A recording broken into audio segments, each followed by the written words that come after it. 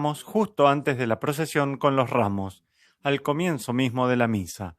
Muchos años atrás, vi una tarjeta de misa. Era una pequeña tarjeta que un joven sacerdote, un sacerdote nuevo, distribuyó como recuerdo de su día y habitualmente hay en la tarjeta una frase breve. Me conmovió mucho esta tarjeta porque esta era la frase. El Señor lo necesita. Solo eso.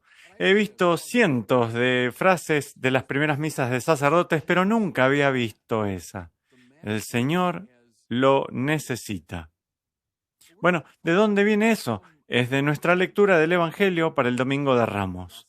El Evangelio que leemos con antelación a la procesión con los ramos. ¿Qué se está describiendo? Bueno, ese momento en el que el Señor le dice a dos de sus discípulos, quiero que vayan a la ciudad a preparar la última cena. Y les dice que desaten un burrito y si el dueño les reclama, le tienen que decir, el Señor lo necesita.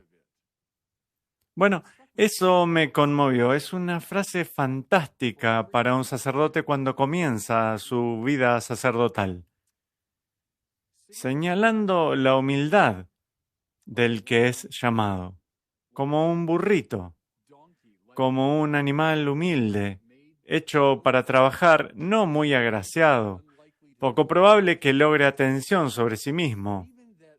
Incluso la elocuente utilización del pronombre impersonal. El Señor lo necesita, señalando nuevamente solo la pura humildad de aquel que ha sido elegido. Adoro cómo esa frase dispone la vida entera del sacerdote bajo la tutela del Señor. El Señor necesita la vida de esta persona joven. El Señor necesita el servicio de esta persona joven. Lo que él estaba diciendo era, mi vida no me pertenece. Lo que estaba diciendo era, en este acto rindo todo motivo de carrera, todo motivo de mis propios planes, mis propios proyectos. No, mi vida entera se trata del Señor y de lo que el Señor necesita y estoy deseoso de cooperar. Quería ser un instrumento para los propósitos de Cristo. Punto. Bueno, eso es verdad para el sacerdote en un sentido singular y eso sería una charla para otro día, hablar del modo en que el sacerdote es utilizado por Cristo, pero diré esto. Esta idea básica es cierta para toda persona bautizada. Toda persona bautizada debería decir respecto de sí mismo, el Señor me necesita. Nos referimos al bautismo como un sacramento de carácter. Carácter, tanto en griego como en latín, tiene el sentido de marca. Y nuevamente, piensen en el mundo animal. Cuando un dueño estaba marcando un animal, utilizaba un carácter. O, cuando un joven ingresaba al ejército romano, era marcado habitualmente en el brazo con un carácter. Y la marca lo señalaba como miembro del ejército romano, tal como la marca señalaba al animal como perteneciente a su dueño. Por lo tanto, cuando un bebé es bautizado, cuando un adulto es bautizado, él o ella recibe una marca, un carácter, que dice, pertenezco a Cristo. El Señor me necesita. Y mi vida entera se trata de eso, no de mis proyectos y planes. Permítanme decirles unas pocas palabras sobre el necesitar. Les podría sonar raro, Dios no necesita nada, y eso es cierto hablando estrictamente. Dios es el Señor de todo el universo, Dios es el acto incondicionado de ser mismo. Dios es el creador de todas las cosas, así que Dios no necesita nada, Dios no necesita nuestra existencia, Dios no necesita nuestras buenas obras. Dios puede lograr lo que quiera por sí mismo, eso es verdad.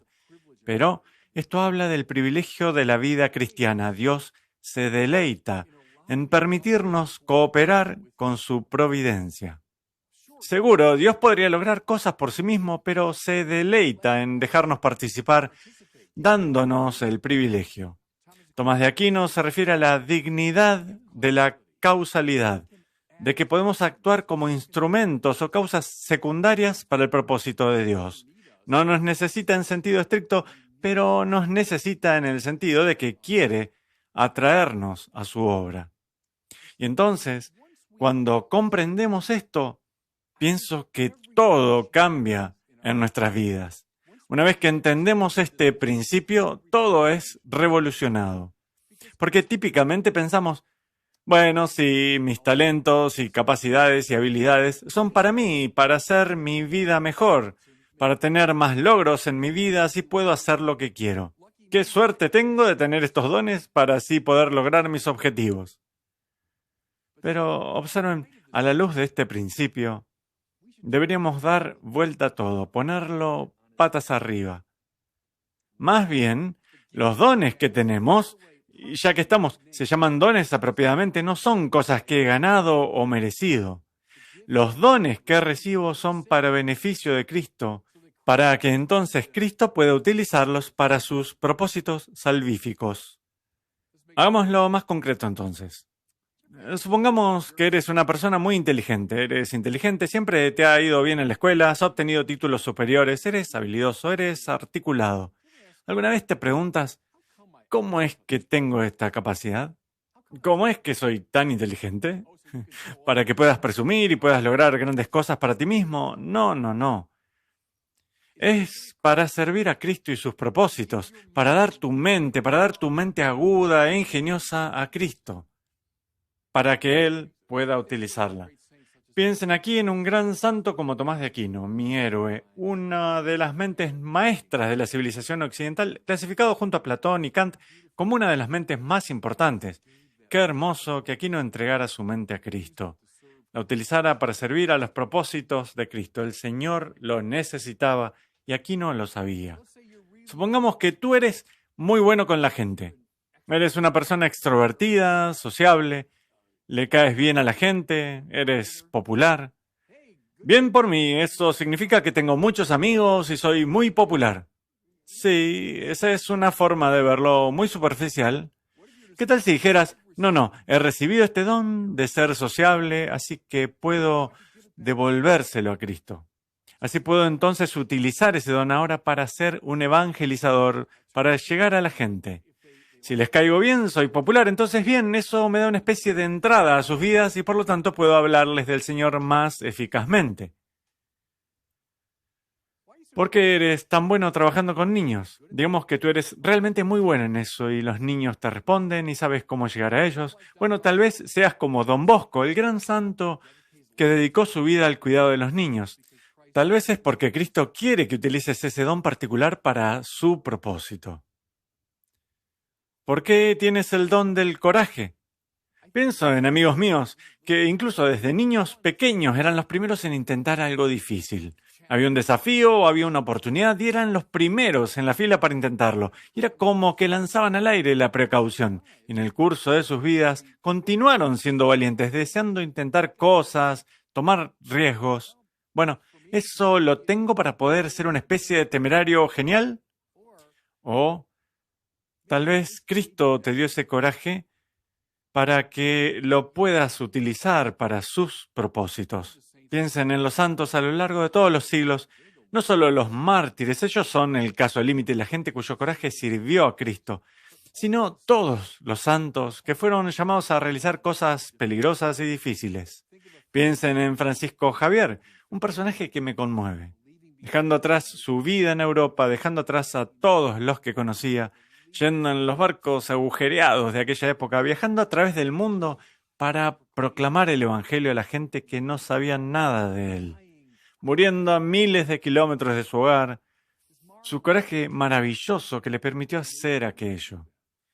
Piensen en Isaac Jogues, que llegó desde Francia a este país para trabajar con los pueblos nativos y llegar a ser brutalmente torturado, incluso hasta el punto de perder los dedos de su mano derecha.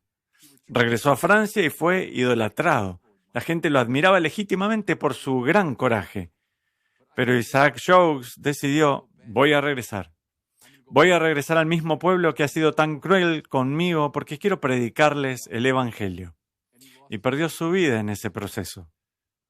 ¿Por qué tienes coraje si es que lo tienes? No es para tus propósitos, no es para tu carrera, no es para tu progreso, sino que tal vez el coraje que se te ha dado es porque Cristo quiere que lo uses para realizar su, algunas veces peligrosa y difícil obra. ¿Por qué eres un muy buen maestro? Tal vez tengas una manera de comunicar la verdad. No vas a obtener mucho dinero utilizando eso en el mundo. Tal vez es porque Cristo quiere que seas un maestro de la fe. ¿Necesitan los jóvenes de hoy maestros de la fe? Sí, seguro. Hay muchos jóvenes distanciados de la fe. Tal vez tu talento como maestro es algo que el Señor necesita ahora mismo. Y te dio ese don para que pudieras dárselo de regreso a Él. ¿Por qué tienes esa compasión por los pobres? He conocido gente que desde que eran niños pequeños tenía esta gran compasión por aquellos que sufren. Tuvieron un gran don para la compasión. Nuevamente, es probable que no progreses muy lejos en el mundo, pero tal vez Cristo te dio eso porque desea que se lo devuelvas para estar en servicio de su gente. Ven mi argumento. El modo en que miramos nuestra vida cambiará completamente si logramos absorber esa pequeña frase. El Señor lo necesita. Eso significa que en mi humildad voy a regresar lo que Cristo me dio. Permítame cerrar simplemente reflexionando sobre esta última cosa. El Señor dice, vayan a la ciudad y quiero que desaten al burro y si alguien les pregunta, díganle, el Señor lo necesita. Pero quiero que se centren en el desatar. Qué maravilloso que este burro fue liberado para el servicio de Cristo. Piensen en ese desatar. Un animal que tiene una atadura no puede moverse, está atrapado. El modo en que la mayoría de nosotros vivimos es una especie de atadura. Estamos atados a los bienes del mundo, estamos atados a nuestros proyectos y planes, estamos atados a nuestras reputaciones insignificantes, estamos atados a nuestro propio orgullo, riqueza y poder, placer, honor, estamos atados a estas cosas. Qué maravilloso que uno de los apóstoles del Señor llega y desata a aquel animal. Piensen en eso ahora, la gracia de Cristo desatándolos de esos apegos que tienen, los cuales los han hecho infelices. Seamos honestos, ¿cierto? En el momento en que vivimos nuestra vida de esa manera, son mis proyectos, mis planes, fíjense en mí, eso conduce cuesta abajo por un camino de gran infelicidad. Permitan que la gracia de Cristo los desate de todo ello y que los libere, paradójicamente, para estar a su servicio. Porque cuando sirven al Señor Jesucristo no es un tipo de servidumbre, no es una clase de esclavitud, de hecho es una liberación. En este Domingo de Ramos, entonces, identifíquense con ese humilde burrito, ese humilde animalito. Miren a su vida entera y digan, finalmente, tú sabes, el Señor lo necesita. Y entréguenle sus vidas. Y Dios los bendiga.